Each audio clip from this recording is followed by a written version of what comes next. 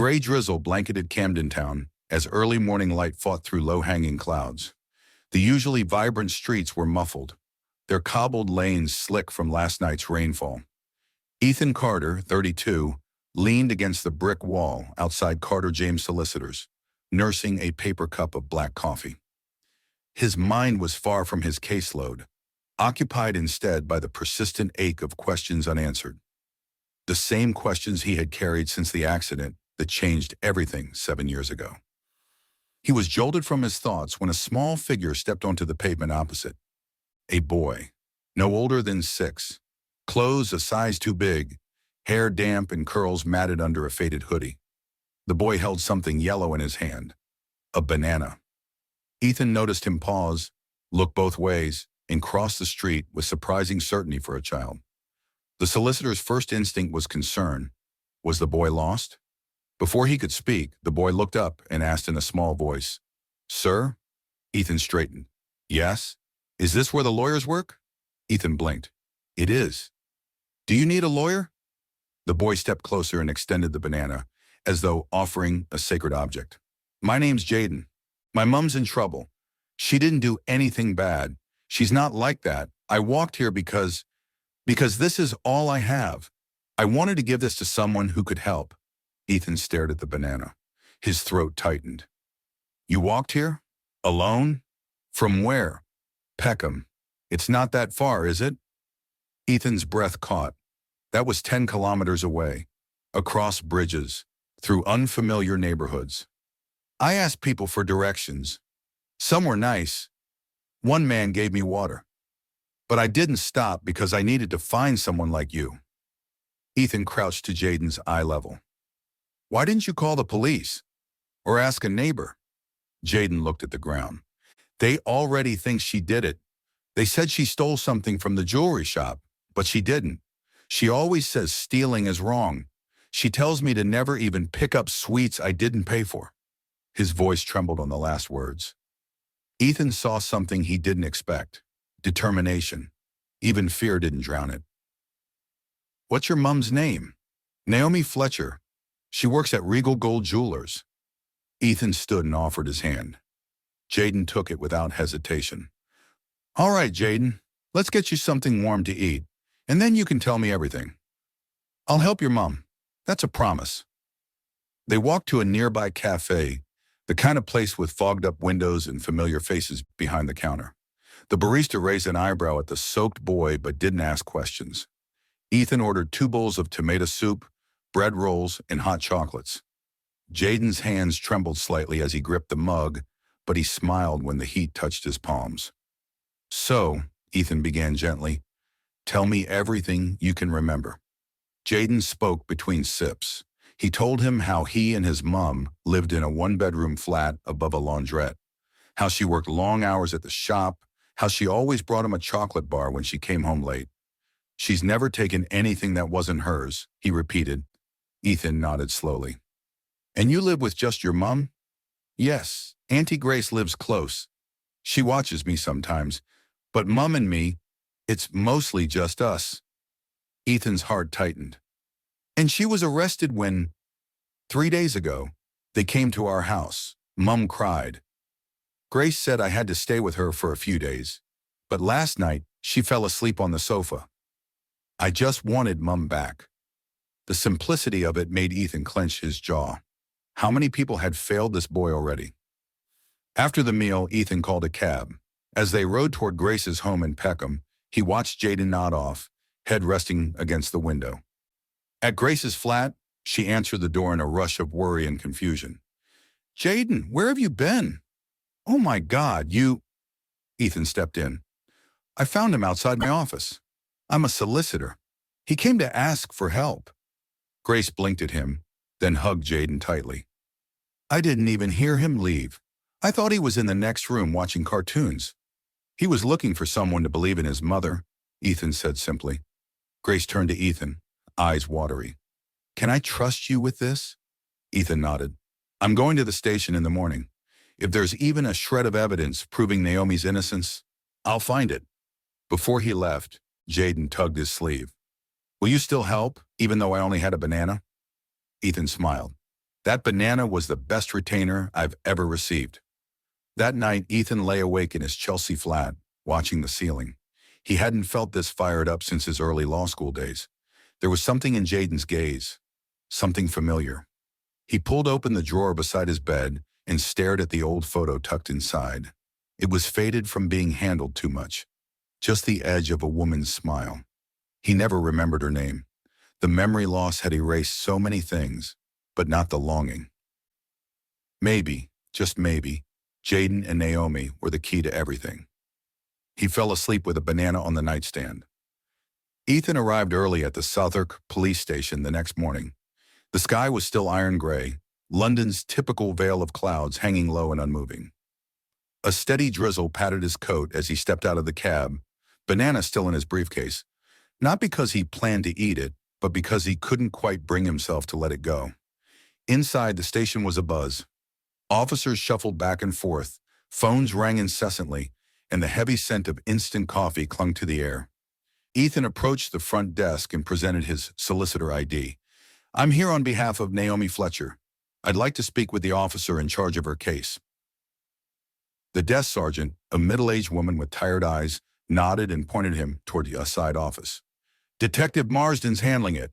Second door on the left." Detective Marsden turned out to be a wiry man with grizzled stubble and sleeves rolled above his elbows. He gestured Ethan to sit. "You're here about Fletcher?" "Yes. Her son sought me out yesterday. Walked all the way from Peckham. Alone." That got Marsden's attention. "He what?" "He believes in his mother's innocence. And frankly, I do too. So I'd like to see the evidence." Marsden leaned back, studying Ethan. "You know, most people just wait for the court date. I'm not most people." After a long moment, Marsden slid a thin folder across the desk. Ethan opened it. The arrest record, witness statement, and a few grainy stills from the store's CCTV footage. In the images, Naomi stood behind the jewelry counter, speaking to a blonde woman, presumably Clara Hope. "She's the boss's mistress," Marsden confirmed. "You know how this goes. Some pricey sapphire necklace vanished, and she was the only staff member on duty." Ethan frowned. "That's the only footage you have?" "That's what the store provided." Ethan's jaw tightened. "You mean to tell me the entire case is based on what the store manager handed over?" "That's the official version." Ethan stood. "I'll be back." He left with a plan forming. By midday, he was standing outside Regal Gold Jewelers. The shop front gleamed behind crystal-clear glass, gold-lettered signage, elegant and understated. Inside, a tall, stern-looking man with graying temples was speaking to a customer. "Edward Langley?" Ethan asked as he stepped in. The man turned. "Yes, and you are?" "Ethan Carter, solicitor representing Naomi Fletcher." Langley's jaw visibly clenched. "She's been dealt with. There's nothing more to discuss." "On the contrary, I believe there's quite a lot. Starting with CCTV coverage, you didn't turn over to the authorities."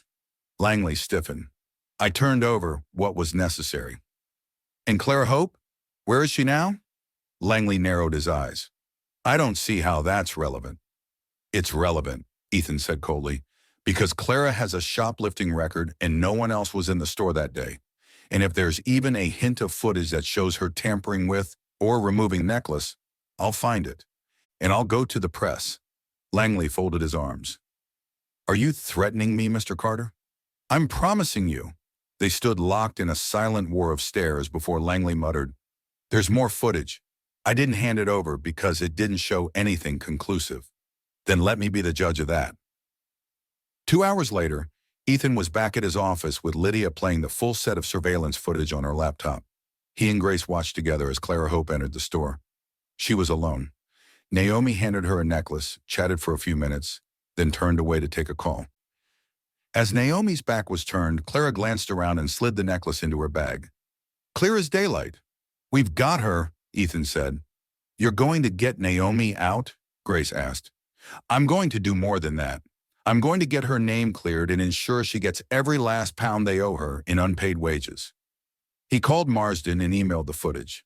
The detective responded quickly. "This changes things. I'll have her out by morning." The next day, Ethan and Jaden waited outside the station.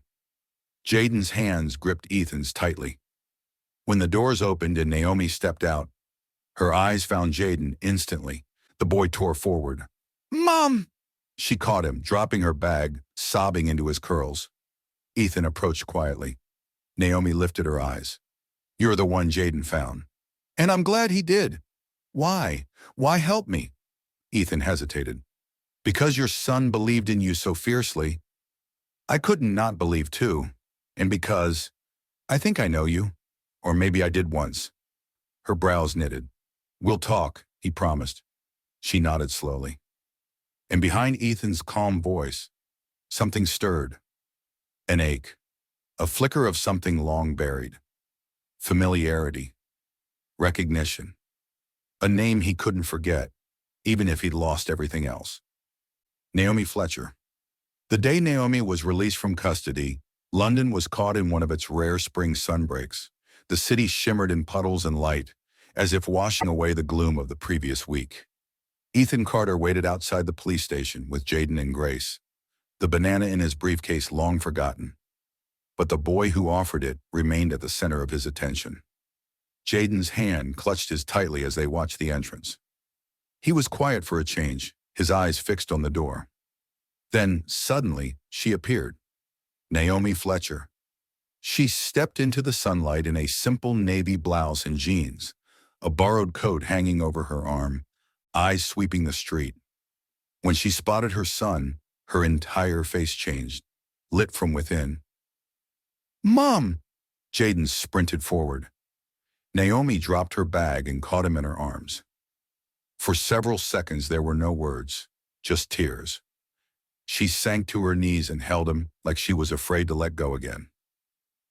Grace approached with a hug, whispering something Naomi barely registered. Then her eyes landed on Ethan. Their gazes locked, a long, assessing look. "You're the solicitor?" He nodded. "Ethan Carter. And yes, I'm the one Jaden walked into my office to find." Her brows furrowed, emotions tightening her features. "Why would a stranger help us?" "Because your son made me believe you were innocent before I even saw the evidence. And," he paused, "because something about all this feels familiar." Naomi stood slowly, brushing strands of hair from her cheek. She looked at him with curiosity and caution. "Well, I guess I owe you thanks." "No," Ethan said. "You owe me a conversation. When you're ready." 2 days later, Ethan sat in his office staring at a photograph. It was old, tucked between documents in a file marked accident recovery. The woman's face was only partly visible. Her hand covered part of the lens. But her eyes, they were unmistakable. Ethan had stared at this image 100 times. He had been in a car accident 7 years ago. A coma. 3 lost years. The doctor said amnesia from trauma wasn't uncommon. But even after he recovered, there were holes, gaps he couldn't fill. And Naomi Fletcher now stood in one of those blank spaces. Lydia knocked. "Naomi Fletcher is here to see you." Ethan stood. "Send her in." Naomi entered, holding a handbag close to her chest. She looked different, more put together, stronger. "Thanks for seeing me," she said, sitting across from him. "Thank you for coming." They sat in silence for a few moments before Ethan spoke again. "I'd like to offer you a job." Naomi blinked. "Excuse me? I need a personal assistant at the firm.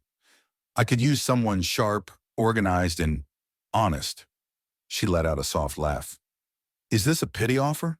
Because I'm not in the mood to be rescued." "It's not pity. It's faith. You've worked retail, managed staff, handled difficult clients. That's all useful here." She looked out the window.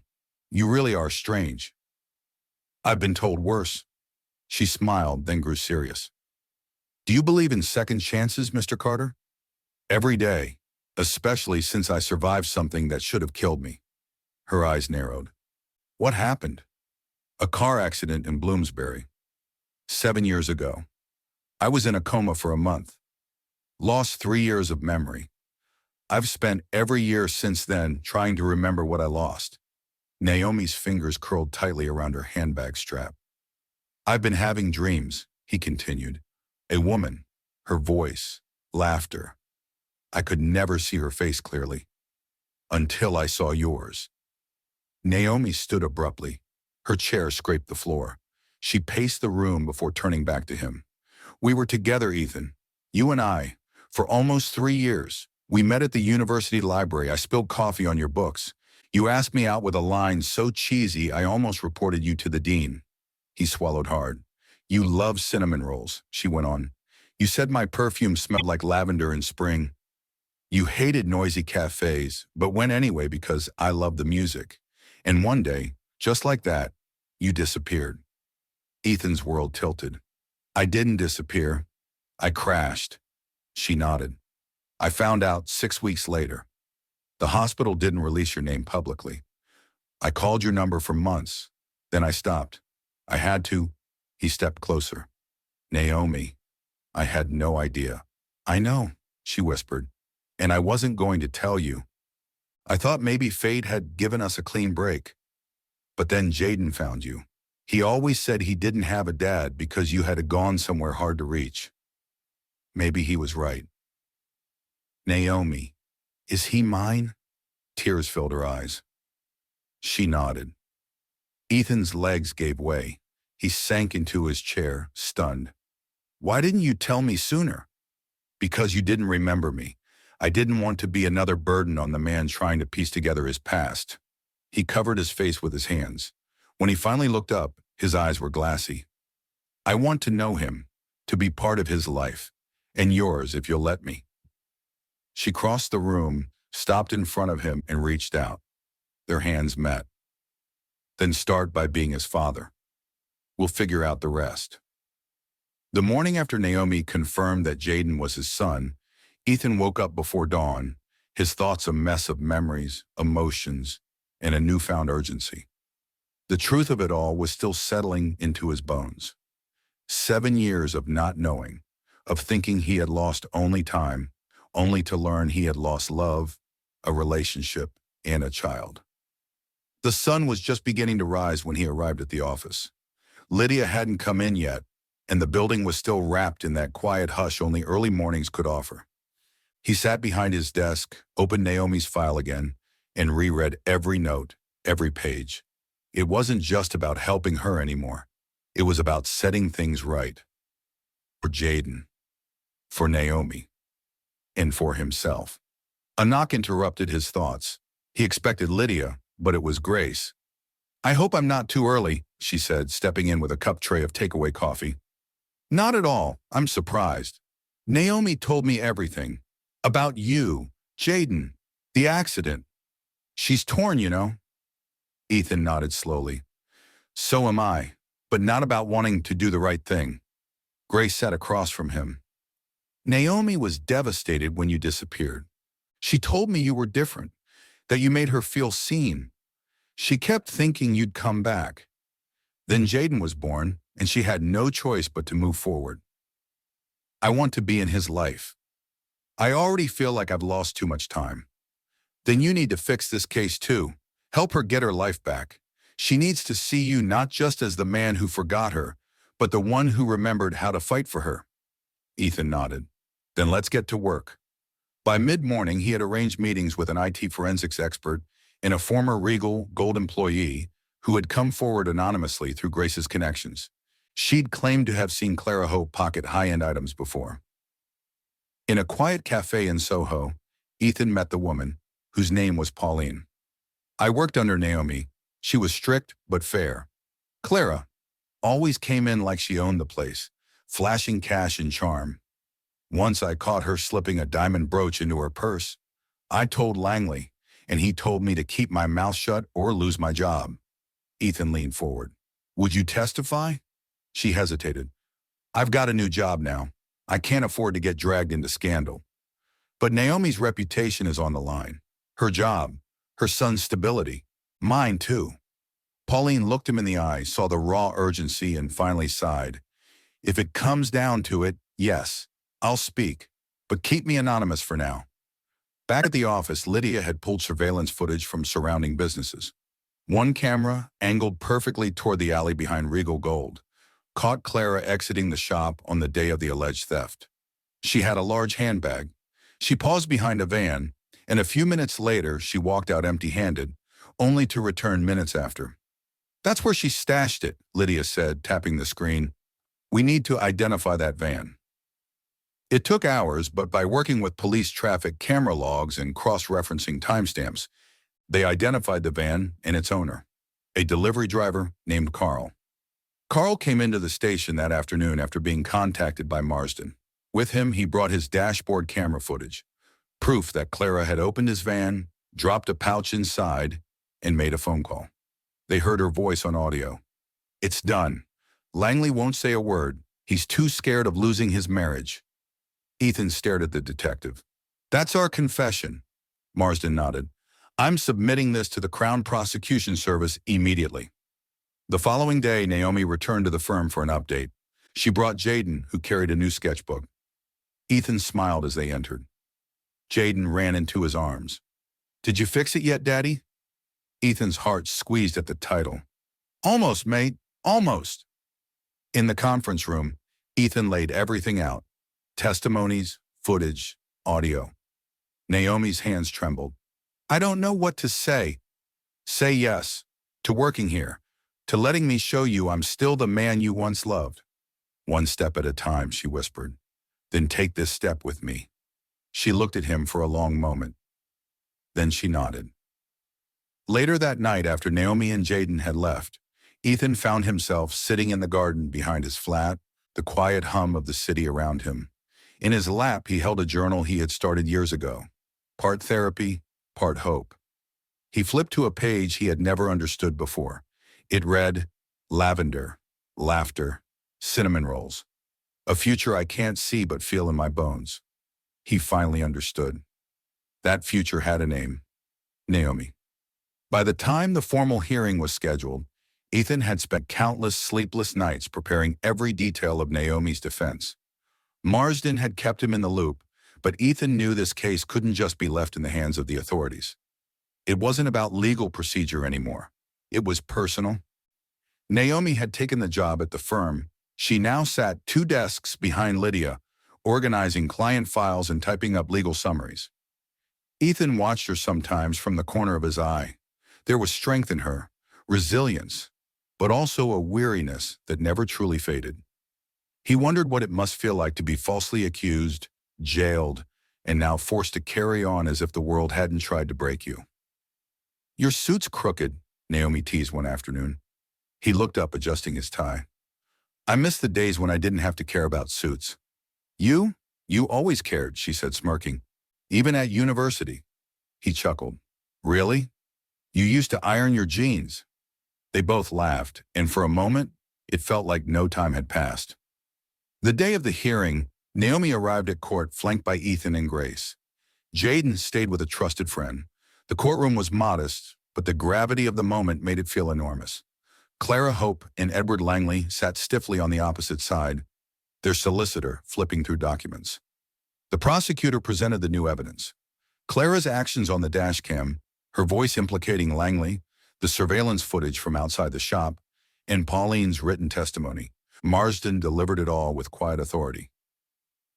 Naomi sat straight, chin lifted, but Ethan felt her fingers tremble when he reached over to hold her hand beneath the table. The judge, a woman in her early 60s with kind but scrutinizing eyes, listened closely. When she finally addressed the room, her voice was clear and firm.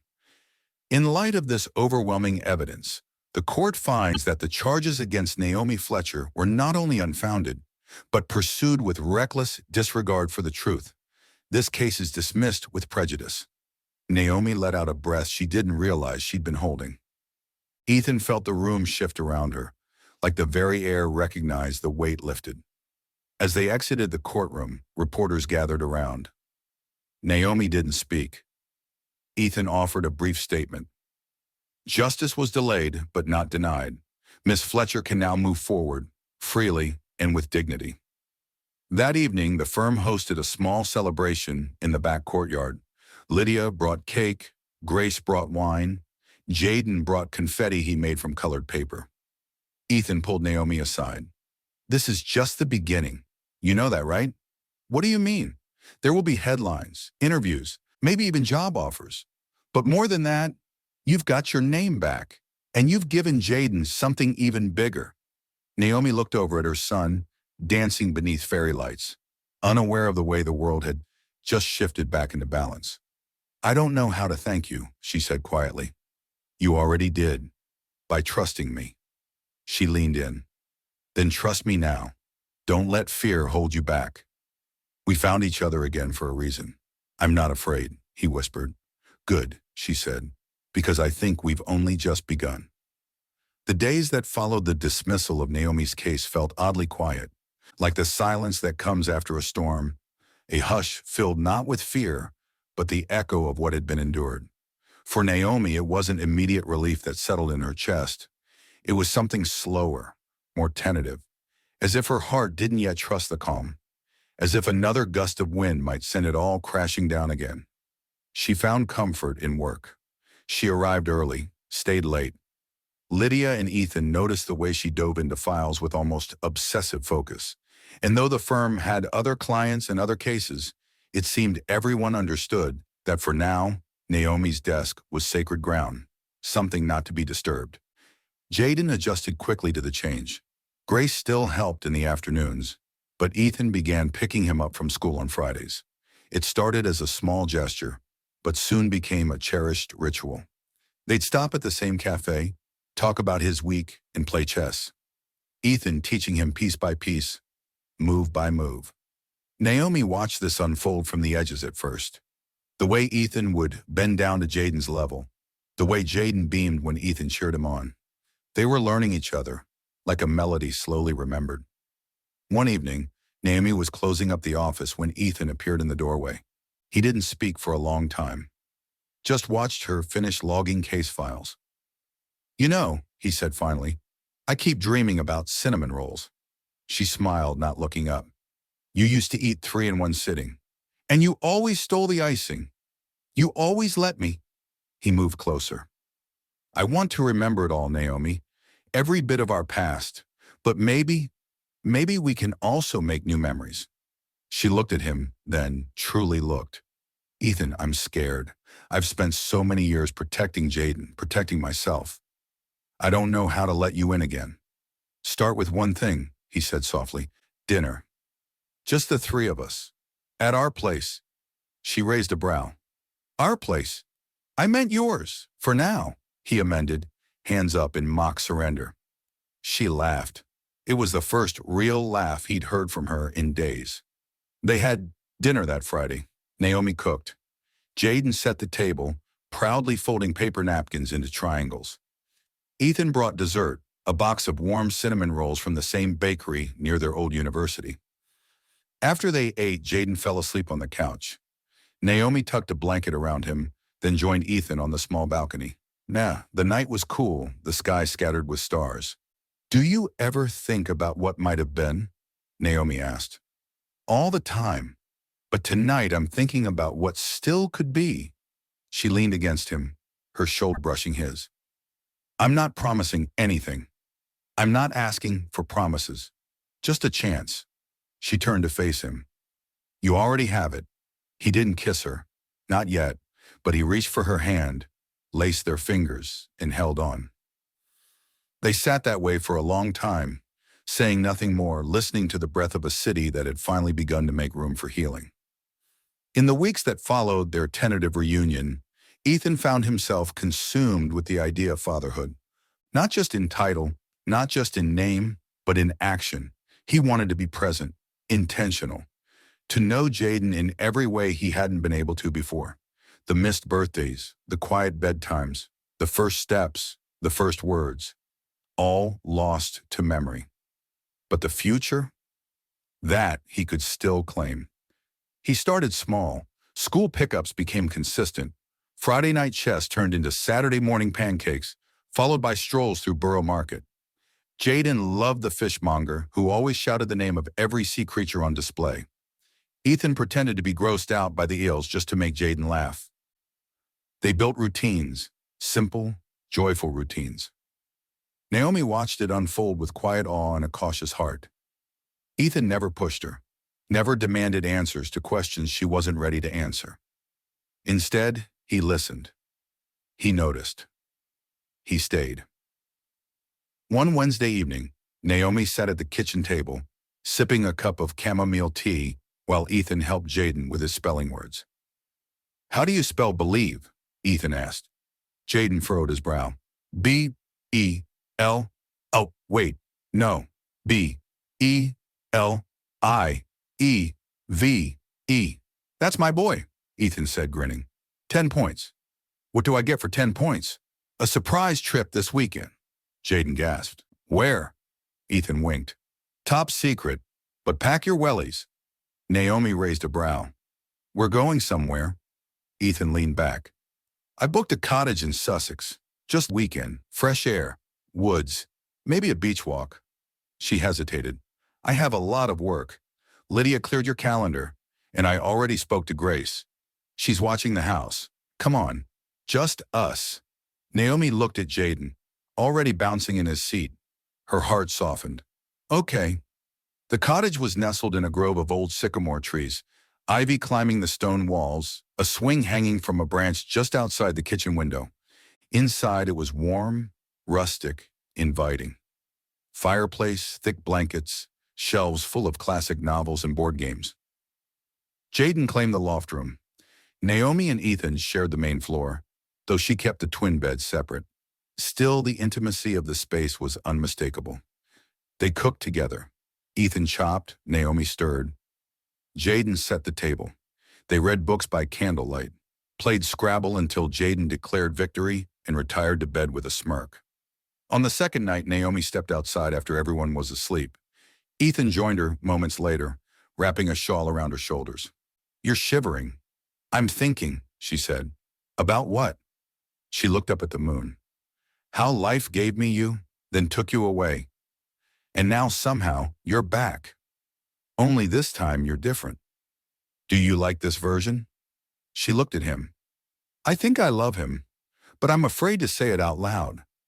Ethan didn't speak. He took her hand and pressed a kiss to her knuckles. Back in London, life picked up again. But the trip had changed something. Naomi was softer, more open. She let Ethan hold her hand in public. Jaden called him Dad without flinching. Ethan began to leave things behind in her flat. A toothbrush, a sweater, a novel on the nightstand. She didn't ask him to take them back. One night after a long day at the office, Naomi returned to find Ethan and Jaden asleep on the couch. Jaden curled on Ethan's chest, Ethan's hand resting protectively on his back. She stood in the doorway and watched them, a lump in her throat. She didn't just see a man reclaiming his past. She saw a father in every detail. Life began to fall into a rhythm. Jaden flourished at school. Naomi focused on work, her name fully cleared, and now cautiously embraced in the legal world, thanks to Ethan's tireless support.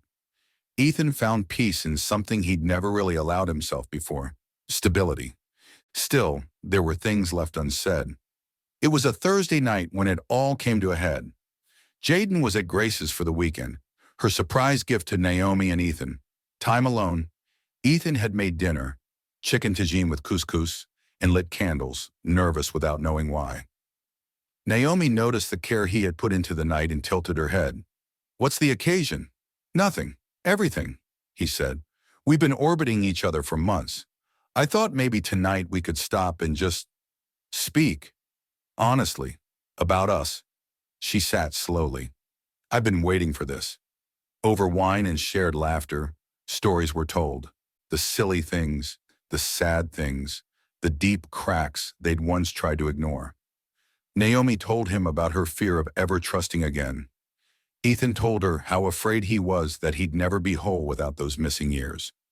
They laughed about the early days at university, the burnt toast mornings, the impromptu poetry Ethan used to impress her, the lavender candle that always burned in her dorm. They mourned what was lost, and then Ethan reached across the table. I loved you then. I love you now. And I will love you through every version of our story, even the ones that hurt. Naomi's eyes filled with tears. You're not asking for my hand, are you? No, he said softly. Just your heart. Again. She stood, rounded the table, and wrapped her arms around him. You already have it. That night, there were no more walls between them. They lay together, not as strangers reintroduced by fate, but as lovers finding their rhythm again. His arms around her breath on his shoulder, and in that quiet, something permanent settled. The next morning, Naomi woke first. She made tea, opened the curtains, and sat beside Ethan as he stirred. What happens now? She asked. We build. A life, a home. He told her about a small flat he'd been looking at, a 2-bedroom in Camden with a garden. Jaden could have his own space. Naomi could set up a reading nook, just like she used to dream about. Are you asking us to move in? He nodded. Only if you're ready. She took a deep breath. Let's visit it. Together. They toured the flat on Sunday. Jaden tagged along, running from room to room, declaring where his bed would go and which corner would be best for a fish tank. The garden was modest but sun-kissed. Ethan watched Naomi as she walked through it, fingers trailing the lavender bush. She turned. It's perfect. And in that moment, Ethan knew. They weren't just rebuilding what they'd lost. They were creating something entirely new. The move took longer than expected, but somehow that made it sweeter. Naomi, Ethan, and Jaden boxed their memories carefully, wrapping up years of photos, old toys, favorite mugs, and keepsakes from a life lived apart, only to carry them into something new together. The new flat in Camden wasn't grand, but it was theirs. It smelled like fresh paint, hope, and the rosemary plant Ethan had placed by the window for Naomi. Why rosemary? She asked that first day as he unpacked kitchen items. It's for remembrance, he said, smiling gently, for what we lost and what we found again. Jaden ran through the hallways, testing every corner. Mom, come look at my reading tent. Dad helped me make it. Naomi followed, only to be pulled into the warmth of a blanket fort lit with fairlights, books piled around the edges. He's calling me Dad all the time now, Ethan said quietly that evening as they unpacked dishes. Naomi paused. Because that's who you are. He looked up. It means more than I can say. You don't have to, she said, placing a mug beside his. I know. The first month in the flat was filled with small, beautiful moments. Jaden's laughter echoing through the walls. Quiet breakfast before school. Movie nights with popcorn. Rainy Saturdays curled up with books. But there were harder moments too.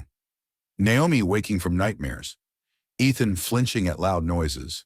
Remnants of the crash he still didn't fully remember. The occasional misunderstanding. The growing pains of blending lives. They navigated each one together. Ethan suggested a weekly check-in. Sunday nights after Jaden's bedtime. No distractions, just them. We talk about anything, everything, no judgment. The first Sunday, Naomi said, I'm terrified that if you wake up one day and remember everything, you won't want this anymore. Ethan reached across the table. I already remember what matters. She smiled through her tears. Good answer. Another Sunday, he asked. What do you need more of from me? She hesitated. More time with Jaden. Alone. Just you two. He needs to know who you are, not just with me, but as a man. The next weekend, Ethan took Jaden to the British Museum. They explored the Egyptian exhibits, marveled at mummies, and shared ice cream in the cafe. Jaden came back bursting with stories. Mom, did you know Dad loves history like I do? Naomi kissed Ethan's cheek. Thank you. In late spring, Ethan took Naomi to a rooftop restaurant overlooking the Thames. The sky was streaked with lavender and gold, the city humming below. I was thinking, he said after their meal, fiddling with the stem of his wineglass. Dangerous, she teased. I know we said we'd take it slow, but I don't want to just live beside you, Naomi. I want to build with you. Everything. The future, the family, the legacy. She stared at him. Ethan. He pulled out a small box, not a ring, but a gold locket. Inside was a photo of her, Jaden, and a place left blank. We can add to this together, when we're ready. No pressure, just a promise. She held it in her palm. A promise is more than enough. They didn't need fanfare, not yet, but the gesture sealed something between them. A vow written not in words, but in presence, in resilience, in hope. One rainy evening, Naomi watched as Ethan taught Jaden how to ride a bicycle in the courtyard. The boy fell, cried, got back up. "You're okay," Ethan said, brushing him off. "You don't have to get it perfect. You just have to keep trying." Naomi's heart swelled. That was love. Not in grand gestures, but in consistency, in showing up, in staying. That night, she whispered, "I'm ready, whenever you are." Ethan kissed her gently. "Then let's write the next chapter, together." The morning they moved into their new forever home, London was lit with golden light. It felt like the city itself was celebrating them. Naomi stood by the window, watching the removal truck unload box after box, while Jaden darted excitedly between rooms, announcing which corner would hold his toy chest, which window had the best sunlight for reading. Ethan walked in from the street carrying a rolled-up rug under one arm and 2 takeaway coffees in the other. "Lavender latte," he said, handing one to Naomi with a grin. She accepted it with a chuckle. "You remembered." "I remember all the good things now." She softened. "I know." They spent the day unpacking slowly, intentionally, room by room, shelf by shelf. Naomi hung wind chimes in the kitchen window. Ethan lined Jaden's shelves with his favorite books. Together they made the flat their own. It wasn't just a new address, it was a testimony of resilience, of reunion, of love earned, not given. That night, after Jaden had fallen asleep, Naomi and Ethan sat out on the small balcony with a blanket draped over their legs, sipping wine beneath the stars. "I've been thinking," Ethan began. "Dangerous," Naomi teased. He laughed. "True, but hear me out. What if we turn this new chapter into a new name?" She tilted her head. "What do you mean?" "I want to adopt Jaden. Officially, not just in spirit or in practice, on paper, in the eyes of the law. I want him to know that I'm his father in every way that counts." Naomi's eyes welled with tears. "Ethan, I don't want to erase the past. I just want to honor the future." She set her glass down and leaned into him. "Yes, let's do it." The adoption process took a few weeks, filled with interviews, forms, and emotional sessions. Jaden was thrilled. "Does this mean we all get the same last name now?" he asked one morning. Ethan and Naomi exchanged a glance. It was a simple question, but it held years of meaning. "We'll talk about it," Naomi promised. They threw a small gathering on the day the adoption papers were finalized. Close friends, Grace, Lydia, and a few neighbors gathered in their home. Jaden stood in the center of the room, holding the official document, beaming like he'd won the lottery. Ethan knelt beside him. "So, Jaden Carter, how does it feel?" Jaden grinned, "Like having the best name in the world." Naomi laughed, her heart full. Later that night, after everyone had left and Jaden had drifted off, Naomi curled up beside Ethan on the couch. "You've changed everything," she whispered. He looked at her. "You gave me a reason to." She took his hand and placed it over her heart. "Then let me give you one more." He frowned slightly. "What do you mean?" She reached into her cardigan pocket and pulled out a tiny white envelope. "I was going to wait, but I can't." He opened it slowly. Inside was a single strip of paper. An ultrasound image. He stared, speechless. "I'm 12 weeks, Naomi said softly. "I found out a few days ago." Ethan's eyes filled with tears. "We're having a baby?" She nodded. "You, me, and now, us." He wrapped her in his arms, holding her close. "You've given me a second life." "No," she whispered. "We gave each other one." The world outside their window buzzed on, indifferent. But inside their home, a new story had already begun, one rooted not in perfection, but in persistence. And it would grow day by day, just like love always does. It was a quiet Sunday morning in early summer, and the flat in Camden felt like it had finally exhaled. Naomi stood in the kitchen, barefoot, stirring a pot of honeyed oats as Jaden helped slice bananas. The radio hummed in the background, an old Motown track Ethan loved, and the sound of birdsong drifted through the open window. Ethan emerged moments later, still half asleep, hair tousled, cradling a sleepy-eyed toddler in one arm. Baby Ella, nearly 1 now, clutched his shirt with chubby fingers. Naomi turned. "You're up early. Someone had a dream about biscuits and wouldn't stop saying da-da until I came." She smiled. "Good thing she has you wrapped around her finger." "Completely," he said, kissing Ella's forehead. Jaden skipped over to them and gently poked his sister's foot. "She's drooling on you again." "It's love," Ethan said, "the very wet kind." They all laughed, and for a moment, time held still. Later that morning, they walked to the park. Ella in a stroller, Jaden riding ahead on his scooter. Naomi and Ethan strolled hand in hand, pausing at their favorite bench, the one where Ethan first remembered her in fragments. "You okay?" she asked. "I'm more than okay. You ever think about how this all started? A banana, a boy, a broken man." Ethan nodded. "And a woman who never stopped believing in second chances." They sat on the bench watching their children play. Jaden tossed a frisbee toward a shaggy dog, giggling. Ella clapped, tiny hands sticky with jam from the toast Ethan had let her chew on.